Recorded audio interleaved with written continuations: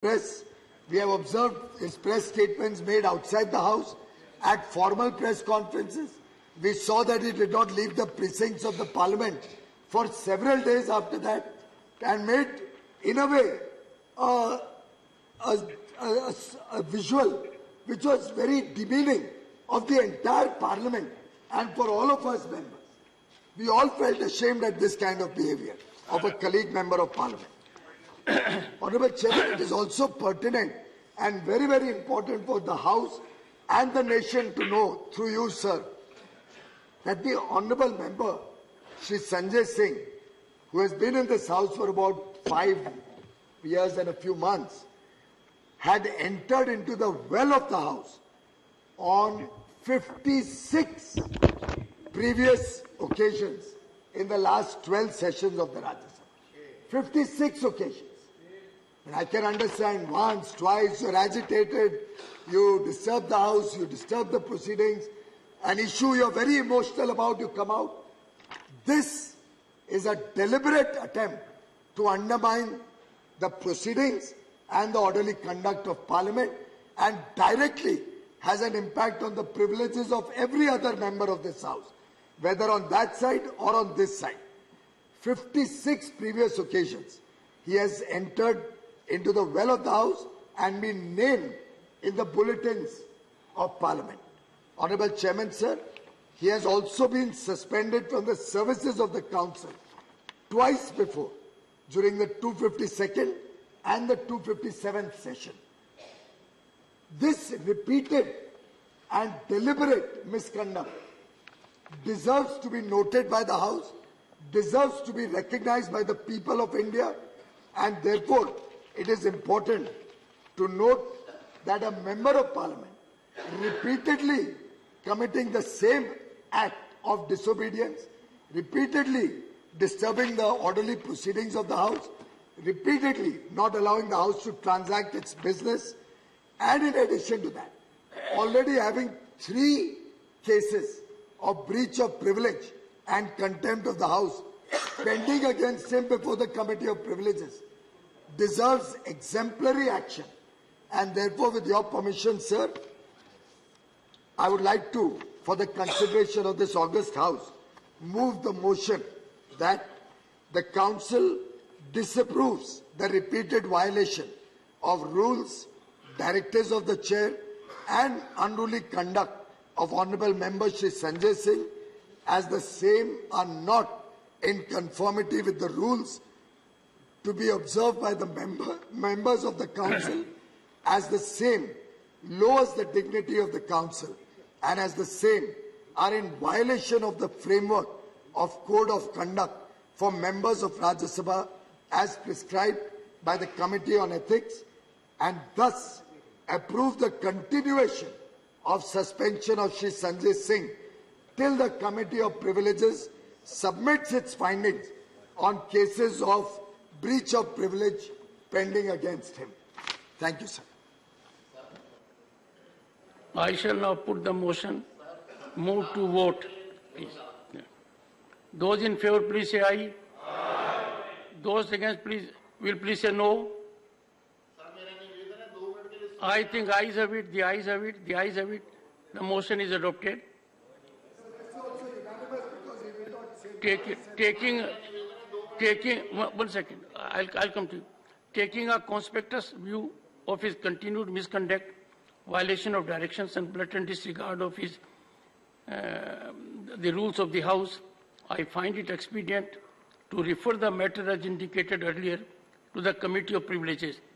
Further, I invoke Rule 266, read with Rule 256, that suspension order dated 24 July 2023 in respect of Shri Sanjay Singh may continue beyond the current session till the Council has the benefit of recommendation by the Committee of Privileges. Honorable members, when someone gets into Parliament, it's a historical achievement. And when someone gets into the upper house, Council of States, House of Elders, as compared to Lok Sabha, the term is 6 years. this house is ever in continuity, unlike Lok Sabha, then it's a privilege and honor to be ever remembered. If in this house we fail to live up to the highest expectations of the people, framers of the Constitution, we are abdicating our constitutional obligations. Let me invite attention of the honorable members. Constituent Assembly met for 3 years. It had 18 sessions.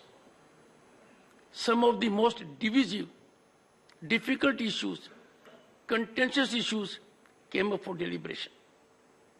They engaged in dialogue, discussion, debate, deliberation, and had behind-the-scene negotiations.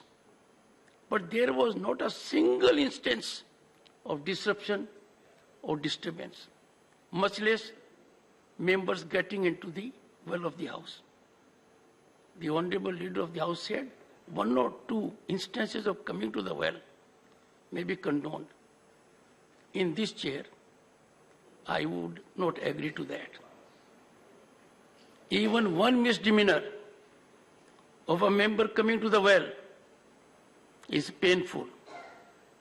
The member is not aware that his conduct will find disapproval by more than 1.3 billion people. How can a member come to the well, get away from his seat, and still try to make a contribution? Disorder cannot be allowed to be the order of the House. This has been weaponized as a political strategy, and that is anti-democratic, anti-constitutional. It will be very difficult for me sitting in this chair to overlook such kind of transgressions. Let me invite your attention that this country came to have ethics committee in late 90s, and the first chairman of the ethics committee was a veteran parliamentarian, a man who held high positions in the government, both in the Ministry of Home and Finance, Sri S. B. Chauhan. He rendered a report to this House on 1st December 1998, and he indicated framework of code of conduct for members of Rajya Sabha. The members of Rajya Sabha should acknowledge their responsibility to maintain the public trust reposed in them and should work diligently to discharge their mandate for the common good of the people. They must hold in high esteem the Constitution,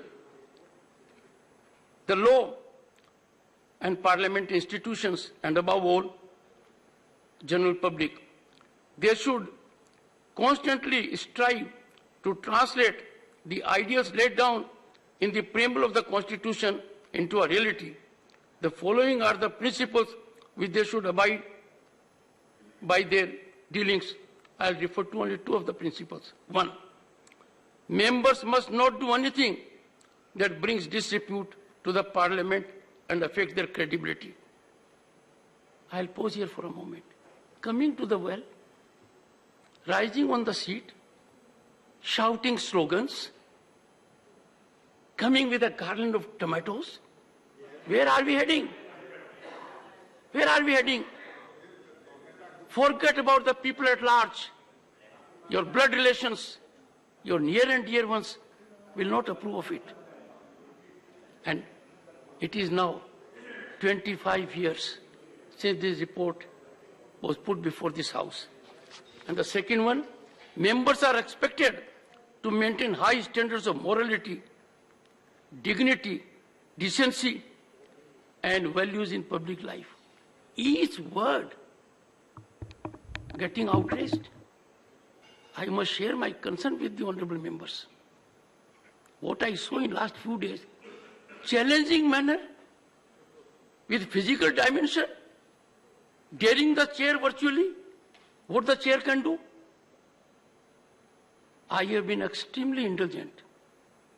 But those of the members who have come in utter disregard, it has pained me.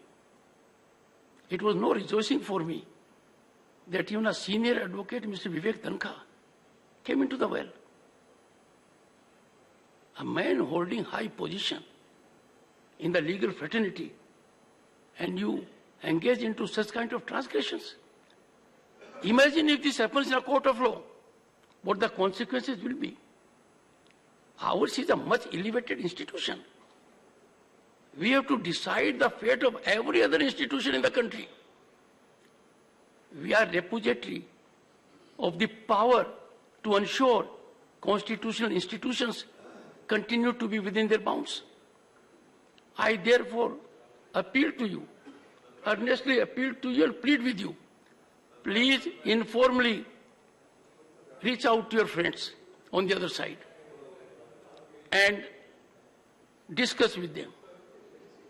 Otherwise, the consequences for us will be that we'll surge into irrelevance. And that being the situation, the point is very clear. It is perhaps towards the end of the road that we must awaken ourselves and do our duties. I'll take up the next item.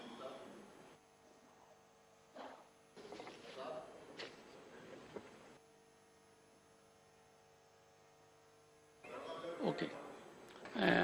Mr. Gupta, are you on your seat? Now just imagine. How can I give it to you? See, I don't have to tutor you every day. You were not in your seat. And that is why I did not hear you. You will have a grievance. Sit down for a minute. No, you will have a grievance. You will have a grievance. I did not hear you. Why? I am at least bound by rules. I was telling you at that point of time, number of times that rule has been read out in the House, that you can speak only from your chair. And this can't be our norm. We have to exemplify our conduct by our actions so that people at large emulate us. They take us as role models. But right now, if they take us role models, then what will happen to the nation at large? I'm afraid I'm unable to. No. Honorable members, we have come to the conclusion of the 260th session of the Rajya Sabha. Let us make an assessment of the ground we have covered in our journey towards meaningful governance and legislative action. Let me tell you, in Lok Sabha, the Honorable Home Minister, for more than an hour, reflected only on Manipur.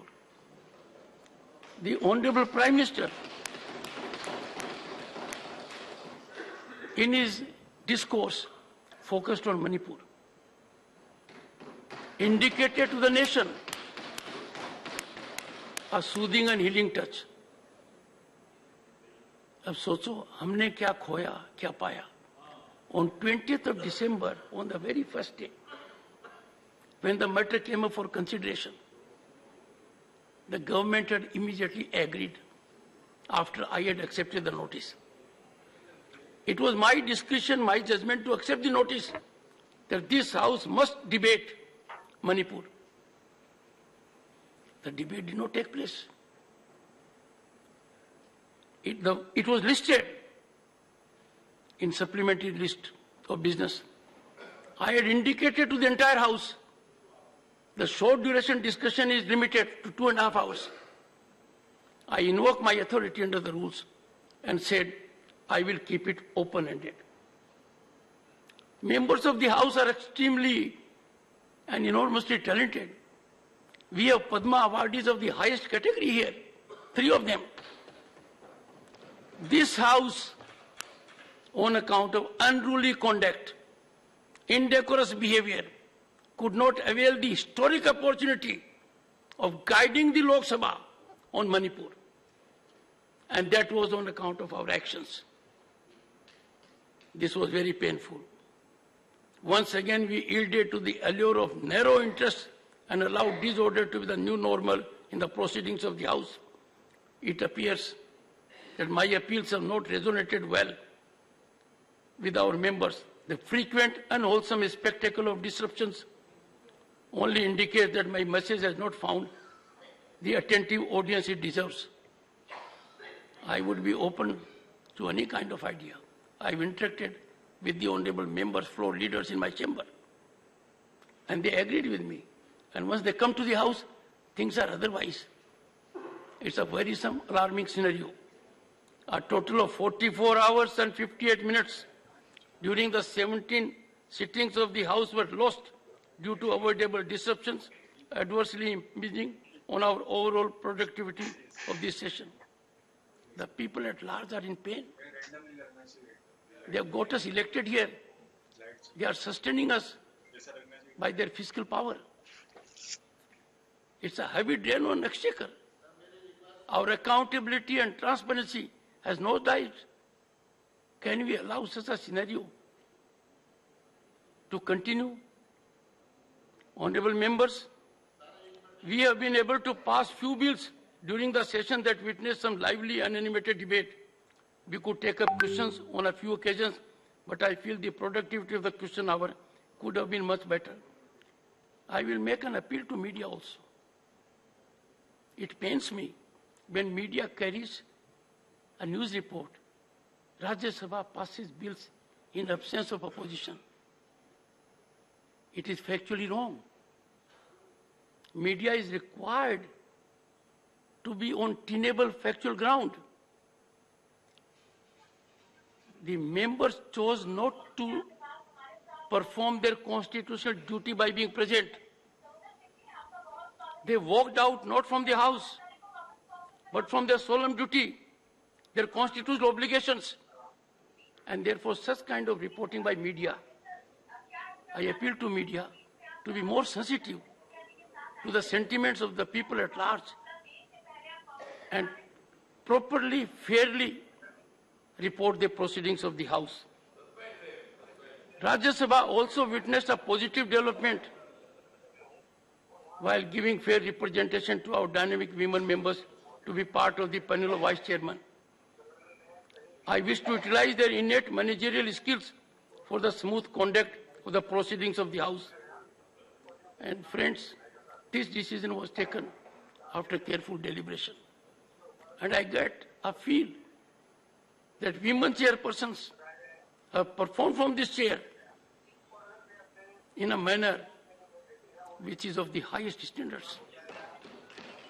When for the first time, P.T. Usha, who got a Padma Award in 80s, sat on this chair, I got messages from all over the globe that she has glorified this position. This gave me the spinal strength to put more honorable women members of this House in the chair. The first member of parliament from Nagaland, Koinak.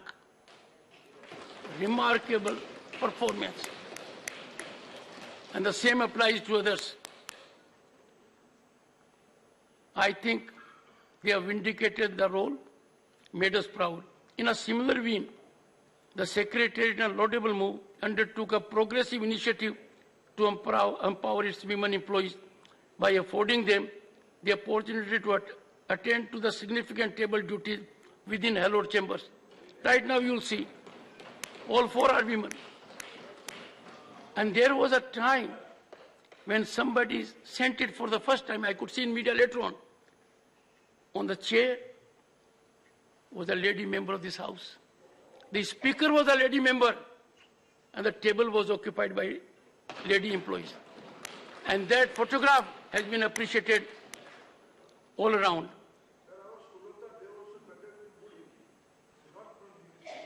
Not from? Area, but during her conduct, she speaks good Hindi, sir. You should acknowledge that. और आपको बताऊं, मैं माननीय मंत्री जी, I have had involved interaction with all of them at Uprashtrapati Niwas, and I have come to know about her outstanding contributions. She is a leader in her own right. I wouldn't say a potential challenge. to the Honorable Minister. As a matter of fact, let me report to this House, next session, I'll be having another team because many have interacted with me and they have a huge commitment to their duty, huge experience. Some of them have come from Sarpanch to this level. They have led empowerment of women programs extensively with attendance of thousands. But your point is well taken. Members, honorable members, the Secretariat in another commendable endeavor started a 2-week Rajya Sabha internship program with inaugural batch of 20 interns from northeastern states.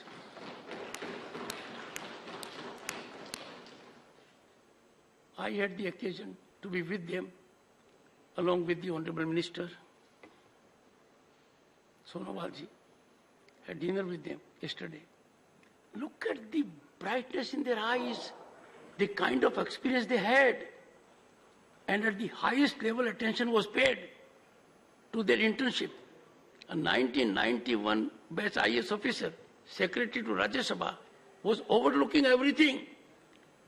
And they will carry our message in the entire region. This program we will continue. I have no doubt our young interns gained better understanding and insights, and had this House been in a functional mode, it would have been much better. When one of the interns told me, we have been to the convention center. The second one said, we have been to Prime Minister's museum. And the description was so vivid, as if I was in the museum. So that's a great achievement. We'll take it further. Honorable members, I have given certain rulings and made some observations, keeping in mind the expectation of the people from this august House. I know some of them may have been bitter, but I have suffered many such observations as a senior advocate from the court. The court is never ill-motivated against any lawyer. They make observations only to ensure that we rise up in our contributory mechanism in a positive manner. I have made that. I have taken a very few painful decisions, and that was in deference to my constitutional obligation and the respect I have for this esteemed House. If I had not taken those unpalatable decisions, then your respect for me would have gone down. I must express my deep sense of gratitude to Honorable Deputy Chairperson.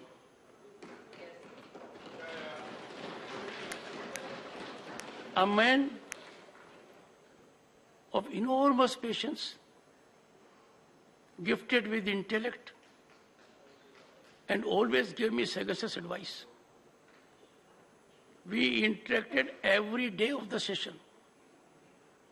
Though I am always careful to deal with journalists, and he is one, but then his disarming approach brought us together. But for him, things would not have been as productive from our perspective as they have been. Honorable members, to have an experienced, talented man as Secretary General is a great asset. Having discussed the matter with him on 2 occasions, everything about the Secretariat, the buck stops on his table. I have enough time to deal with my other duties. He has created a new energetic mechanism for the employees. And in togetherness, we all are determined that our Secretariat employees are the best we can have. And we are determined to empower them. And our digitization, we are not making formal most things by declarations. We have accomplished. Our paper consumption has been reduced to 50%. And SG, Secretary General, a former chairman of CBDT, he knows the enforcement is that we buy only 50%. So you can't consume more than you buy. So we buy only 50%. Honorable members, to conclude, our greetings for the 77th Independence Day and a vast array of festivals that await all of us.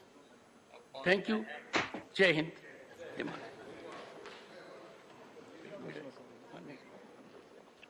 We'll rise. Vande Mataram.